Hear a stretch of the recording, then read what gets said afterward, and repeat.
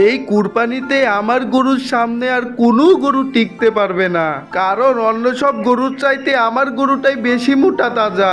এবার ভালো দাম পাবো হে। খা খা, আরো বেশি বেশি খা, দেখ তোর জন্য কত ভালো ঘাস এনেছি, খা। তাছাড়া তোকে অনেক যত্ন সহকারে পেলেছি, এর জন্য একটু ভালো দাম আশা করা যায়, তাই না? তুমি এখানে ঘাস খেতে থাকো, আমি একটু ফসলের জমি থেকে আসি, কত কাজ যে পড়ে রয়েছে আমার। কি গো, তুমি একা একা কার সাথে কথা বলছো? আর ওদিকে তোমার ফসলের জমিতে কত কাজ পড়ে রয়েছে, কখন যাবে তুমি? হ্যাঁ, শুধু গরু নিয়ে থাকলে কি পেটে দুমুঠো ভাত জুটবে? হ্যাঁ, যাও যাও, আমি এখানে দেখছি, তুমি ফসলের জমির দিকে যাও।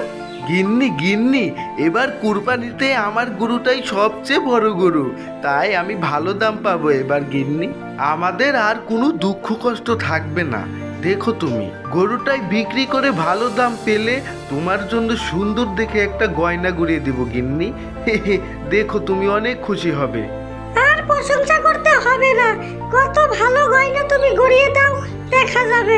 এখন তুমি মাঠে যাও তো, অনেক সময় ধরে আবল তাবল বকর বকর করেই যাচ্ছ। ঠিক আছে গিন্নি, আমি তাহলে মাঠের দিকে যাই, আর তুমি গরুটাকে খেয়াল রেখো, আর এ কদিন একটু যত্ন নিও। আমি তাহলে যাই, হ্যাঁ।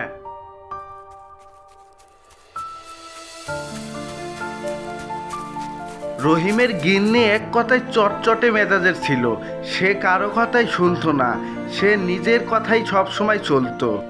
আমার হয়েছে এক জ্বালা, কার পাল্টাই যে পড়েছি, কোনো সময় শান্তি মতো একটু বিশ্রাম করতে পারি না, খালি কাজ আর কাজ। রহিমের গিন্নি রহিম ফসলের জমিতে যাওয়ার সাথে সাথেই ঘরে বসে বিশ্রাম নিতে শুরু করে। কিরে, তোর জন্য কতক্ষণ ধরে এখানে দাঁড়িয়ে রয়েছি, একটা কাজের কথা বলবো, তুই এতক্ষণে আসার সময় হলো তোর? কি আর করবো কর্তা, আপনি তো চুরিতে আমাদের ছাড়া আর কোনো কাজ খুঁজে বের করতে পারেন না। শুন, মুখে মুখে তর্ক করিস না, একটা কাজের কথা বলি। পাশের গ্রামে নাকি রহিম নামের একটি লোকে বড় একটি গরু আছে, এবার কুরবানিতে বেচার কথা চলছে। ওই গরুটা যদি ধোয়াশা করতে পারি, দেখবি আমরা পুরো একটি বছর কোনো কাজ আর করতে হবে না। না কর্তা না, চুরি চামারি আর করতে ভালো লাগে না, মানুষের হক কি এভাবে মানা ঠিক? তুমি কি বলো? চুপ চুপ চুপ, হে হে হে, এ মানে তুই কোথায় থেকে এখানে এলি বলতো? তোকে তো আমি খুঁজে পাচ্ছিলাম না। শুন শুন, এই যে লোককে আমাদের সামনে দিয়ে গেল, তার নামই রহিম। এই গরুর জন্যই তার অনেক নাম ডাক হয়েছে, তার গরুটা অনেক বড়, এই সুযোগ হাতছাড়া করা যাবে না। কর্তা যা করার তাড়াতাড়ি করো, আর হ্যাঁ, আমাকে কিন্তু কর্তা কোনো সময় ঠকানো যাবে না, ভাগের টাকাটা সমানভাবে ভাগাভাগি হবে, এই বলে দিলাম। হে হে, এত করে লাইলে আসলি, তোর সাথে আমি কতদিন ধরে কাজ করি, তোকে কখনো আমি ঠকাইছি? তুই কি বল? শোন, রহিম মনে হয় তার ফসলের জমির দিকে রাখছে, আর এই সুযোগে হে হে হে। রহিমের গরুকে চুরি করার জন্য কর্তা আর প্রণীক পরিকল্পনা করতে থাকে। তারা দুজন পাশের গ্রামের শ্রেষ্ঠ চোর নামে পরিচিত, এখনো কারো সাথে তারা এখনো ধরা খায়নি। চল চল চল, আর দেরি করা যাবে না।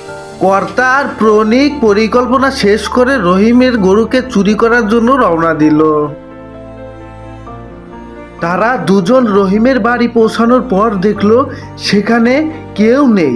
এই সুযোগে তারা রহিমের গরুটিকে নিয়ে গেল। হি হি, আজকে আর বুদ্ধি করে চুরি করতে হবে না রে, চল চল চল।